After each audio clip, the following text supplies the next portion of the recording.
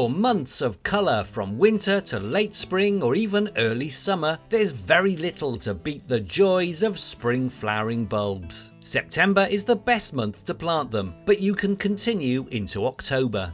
It's often recommended to plant tulips in November, but this is no longer seen as necessary, so you can plant all your bulbs in one go.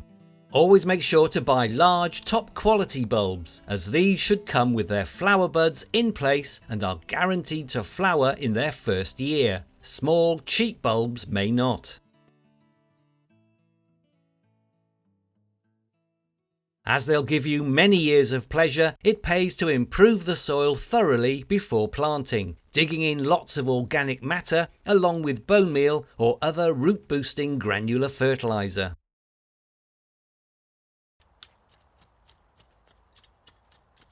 Dig a hole wide enough and deep enough for each bulb.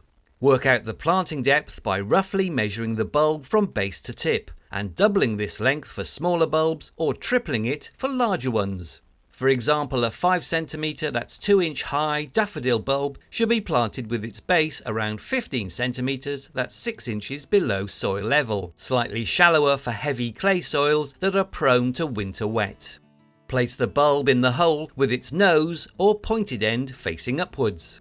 Replace the soil and gently firm back in place. Avoid heavy treading on the soil as this can damage the bulbs.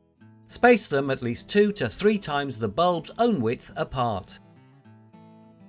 If you have a lot of bulbs to plant, rather than making individual planting holes, dig out a much larger area. Work over the bottom of the hole if the soil is compact and plant several bulbs en masse.